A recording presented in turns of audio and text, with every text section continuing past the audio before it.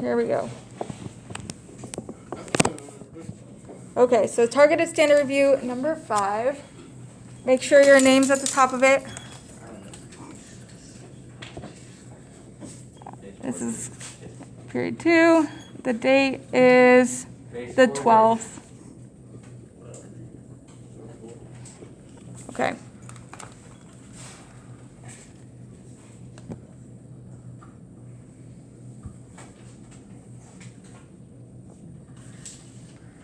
Okay, the first one, it says a 4 by 6 inch postcard is 2/7 of the size of the original painting. What are the dimensions of the original?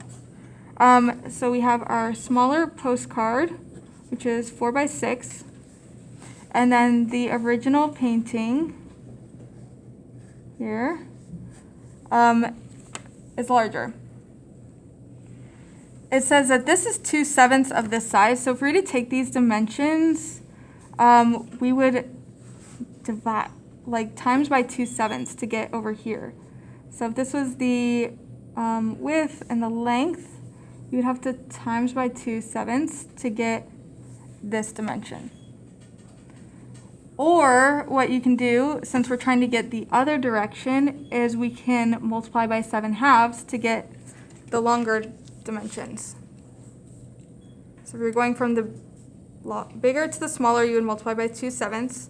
But if you're going from the smaller to the larger, you can multiply by 7/2. So we're going to take each one of these dimensions, 4 and multiply by 7/2, and 6 and multiply by 7/2. When you multiply fractions, just multiply right across. Remember, a whole number is just over 1. 4 times 7 is 28. 28 divided by 2 is 14. So our width right here of the larger painting is 14. And then for the length, 6 times 7 is 42, 1 times 2 is 2, and we get 21.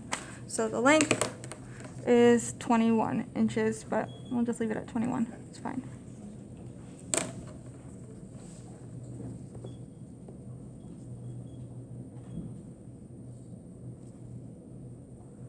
Okay, number 2 involves graphing. We're just going to skip that for now because you don't have graph paper. So just cross out 22.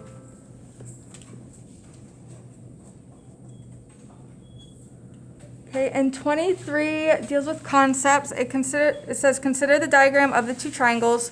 Which of the following statements are true? Before we get to the statements, let's just look at what we have. It shows 2 triangles. They have 2 angles that are the same. So that means these are similar. So because this angle is the same as this angle and this angle is the same as this angle, you have angle-angle similarity. They're similar triangles. Also, because these 2 angles are the same measure, you also have isosceles triangles. So this length is the same as this length, and this length is the same as this length. Just keeping that in mind. Okay, so looking at the statements, it says which of the following are true. It could be more than one that's true. It says BC is congruent to DF. So it's saying, is this congruent to this? No, that doesn't make sense. Nope, not correct. Then it's saying AC congruent to DF. Is AC congruent to DF? No, not congruent. They're proportional, so like AC over DF would be proportional to BC over EF, that kind of thing. But they're not congruent, so cross that out.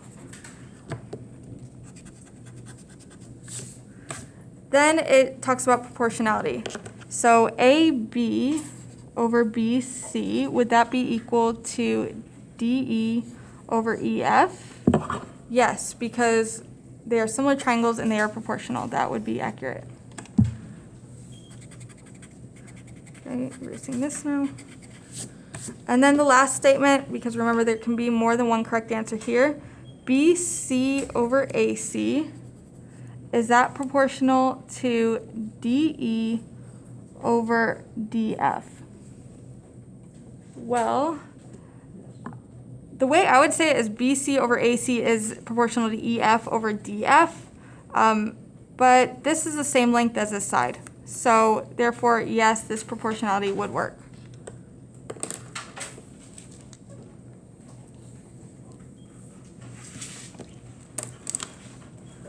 Okay, and on to the next one, number 24.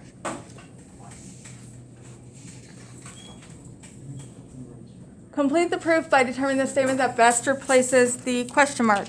So I look at this proof, the question mark's right here. I'm going to be looking for the statement that goes there. On testing, it would be like drag and drop. They would have a bunch of answer choices and you choose the correct one.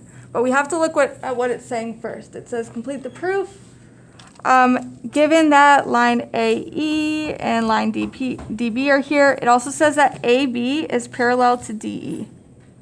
With those parallel lines, you have transversals that create like congruent angles.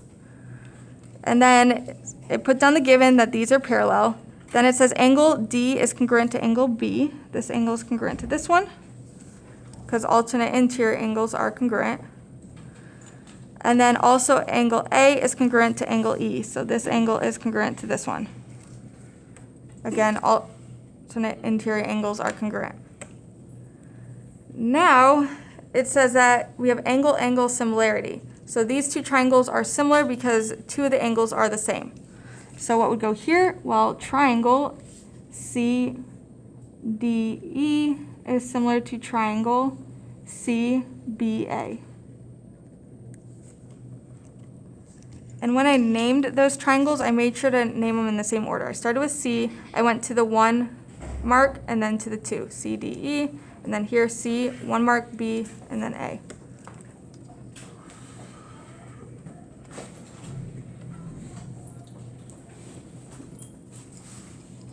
Okay, next, 25. The owners of a water park want to build a scaled-down version of a popular tubular water slide for the children's section of the park. The side view of the water slide labeled ABC is shown below. So here's the scale drawings. And then they also have this chart over here, which we're going to use as well. Points A, B, and C prime are shown above. What are the corresponding points of the scaled-down slide? What are the coordinates of the new point, point C, that will make slide ABC similar to slide ABC up here? Okay, so this is kind of complex. It's not necessarily hard. It's just, what are they looking for? Well, first of all, it shows that the height's 60 feet here and 20 feet here. We need to find point C prime, which is this point right here. We need to have this distance and figure out this distance. This distance right here from the x is at 10 and 150, so 150 minus 10 is 140. So this length right here is 140, so therefore that's this length right here. Then it has the original point here, but we need to find out what that length is, so this is x. We're going to set up a proportion to find out this length, and then add that to this point to find out the actual coordinate. So we're going to do the big slide to the small slide equals the big slide to the small slide. And then we can solve the proportion to find this length. Use cross multiplication. 60x equals 20 times 140 is 2800.